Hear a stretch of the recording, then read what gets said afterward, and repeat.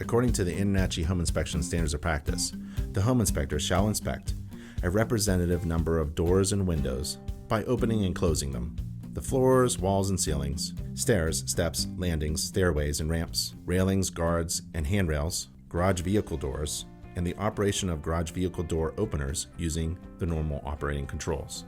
The inspector shall describe a garage vehicle door as manually operated or installed with a garage door opener.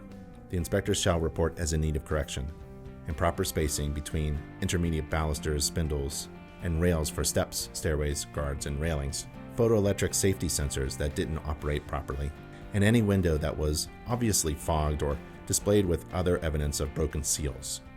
Okay, now we're going to be moving on to section 3.10, which is the garage.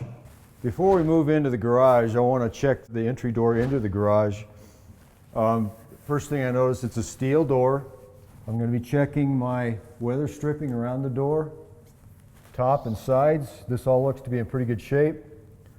And now I'm going to look to see if I have any self-closing hinges on here. I have one at the top, one at the bottom. And now I'm going to put it to the test and see if it does close on its own. Well, it didn't have enough tension on it to actually latch the door, but it did close. And now I'm going to look across the end of the door here. I see that the tag that would actually tell us if this is a fire-rated door has been painted over. So I'm going to note that in my report, although I do think that it's probably a fire-rated door. I can't verify it. And I'm going to check the lock set, make sure it works, and it does. It's a little, the back set's a little sticky, but I think a little bit of lubrication could probably fix that. And check our strike plate. Everything looks good there and tight. So now we're going to move on into the garage. And the first thing that I'm going to do is check the garage door. The one thing that I want to do is get an overall picture of it from the inside. And I usually like to walk out here, and I'm going to start looking to see if the door is square in the opening. So I'm just looking in comparison across the top to see if I have any irregularities in if it might be racked inside the rail. Now I'm going to look across the bottom, see if I have any gaps down here, and I do over here to the right. So we potentially may need a new door seal at the bottom. Get a photo of that. We got some daylight coming in.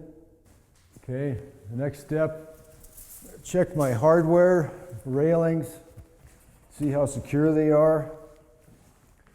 I'm looking for any kind of loose fasteners, anything like this that might be in the hardware section.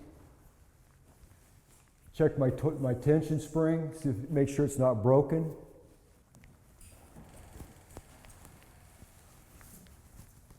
Everything looks pretty secure there. I think we're ready to test the door.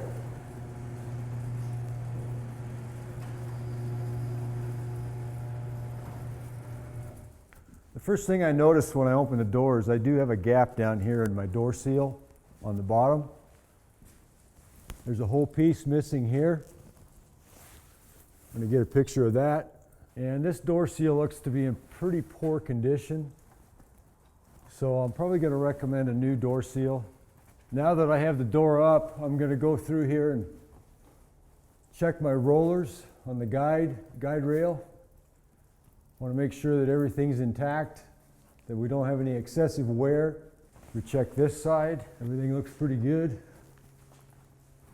There might be some wear in these, but it's still pretty functional. Now I'm going to go ahead and check the reverse safety. I'm just going to step into the beam here.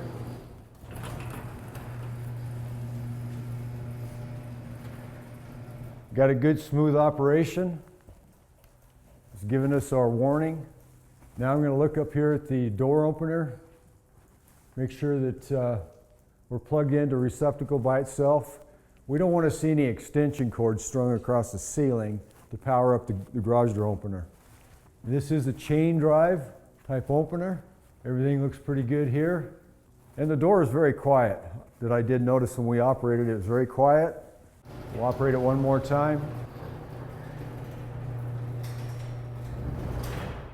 The next thing I'm going to check after the garage door, once I'm in the garage here, is I'm going to look at the floor.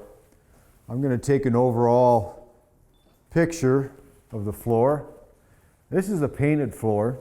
I can see that it looks to be in pretty good shape. I don't see abnormal cracking. However, I do see that this back section of the floor has got a little bit of heaving. And I'm seeing probably about 3/4 of an inch where all these corner pieces intersect right here.